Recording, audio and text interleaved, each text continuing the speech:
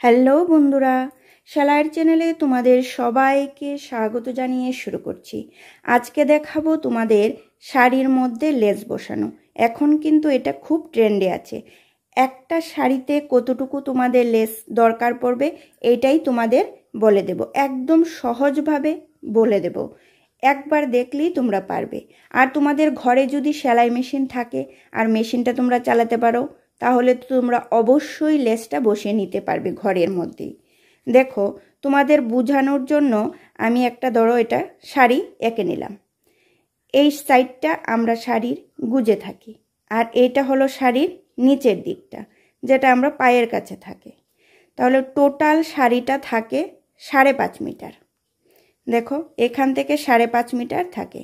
তো আমরা লেসটা এইভাবে এখান থেকে ধরে নিচের দিকে, কিন্তু পায়ের দিকে এখান থেকে ধরে এইভাবে ঘুরিয়ে এইভাবে আমরা বসিয়ে দেব। বসিয়ে উপরের দিকে আমরা 2.5 মিটার বসাবো। এর বেশি কিন্তু আমরা বসাবো না, এর বেশি আমাদের দরকার হয় না। তাহলে নিচের দিকে 5.5 মিটার আর উপরের দিকে 2.5 মিটার। তাহলে এখানে আমার টোটাল লাগলো 8 মিটার। আর শাড়ির যে চৌড়াটা, এটাকে আমরা অনেকে শাড়ির বহর বলে থাকি। এই বহরটা অনেক শাড়ির অনেক রকম থাকে।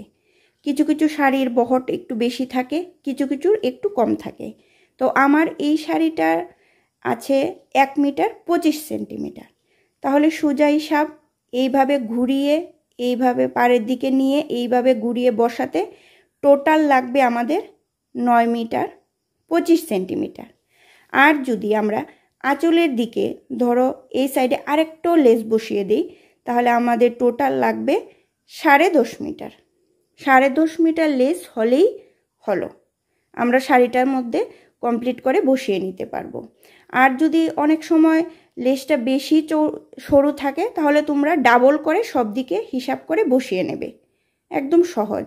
আর লেসটা যদি চৌড়া থাকে, তাহলে তোমরা সিঙ্গেল করে বসাতে পারো, যার যার পছন্দ। এই শাড়িটা আমার কাস্টমারের শাড়ি, আর লেসটাও আমাকে কাস্টমার এনে দিয়েছে। তাহলে এই লেসটা আমি কিভাবে বসালে শাড়িটার লুকটাই চেঞ্জ হয়ে যাবে। আর এই লেসগুলো সাধারণত আমরা যেমন এরকম নেটের মধ্যে সুতোর কাজ করা থাকে, এই সমস্ত শাড়ির মধ্যে বসিয়ে থাকি, বা অনেকে হ্যান্ডলুমের মধ্যে যে শাড়িগুলো থাকে, এই শাড়িগুলোর মধ্যেও আমরা এই লেসগুলো বসিয়ে থাকি। এটার এখন খুব ডিমান্ড। দেখো, আমরা যদি লেসটা এইভাবে বসাই, শাড়িটার পুরো লুকটাই দেখো চেঞ্জ হয়ে যাচ্ছে। একটু উপরে, একদম কর্নার, একদম নিচ বরাবর ধরে কিন্তু আমরা বসাবো না, একটু উপরে বসালে লুকটা একটু বেশি ভাল লাগছে। দেখো, আর লেসটা কিন্তু বেশি চৌড়া না, তারপরেও কিন্তু আমরা এখানে ডাবল করে সেলাই দিতে হবে। এইখানে একবার সেলাই দেব, আর যে রাউন্ড রাউন্ড শেপগুলো আছে, এই শেপগুলোর উপরে কিন্তু আমাদের আরেকটা সেলাই করতে হবে, না হলে এইভাবে আমাদের ঝুলে থাকবে, দেখতে ভালো লাগবে না। মানে শাড়িটাতে যখন আমরা লেসটা বসাবো, শাড়ির পুরো লুকটাই চেঞ্জ হয়ে যাবে। দেখো, শাড়িটা কিন্তু একদমই সাদামাটা, কোনো কাজই নেই ভিতরে। আর এই আঁচলের দিকে এই লটকনগুলোও কিন্তু কাস্টমারের পছন্দ মতোই আমার বসানো। তোমরা কাস্টমার যেভাবে বলবে তোমরা এইভাবে কিন্তু বসাবে। সম্পূর্ণ শাড়িটা কমপ্লিট করে লুকটা দেখাবো কতটা চেঞ্জ হলো। লেসটা কমপ্লিট করার পর দেখো শাড়ির লুকটা কত সুন্দর আসছে।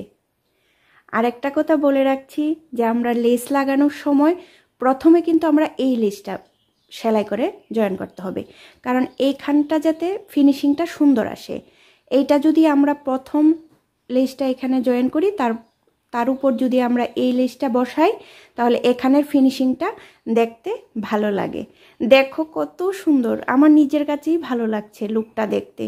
যদি তোমাদের ভালো লেগে থাকে, লাইক, কমেন্ট, শেয়ার আর সাবস্ক্রাইব অবশ্যই করে দেবে। আবার দেখা হচ্ছে পরবর্তী ভিডিওতে।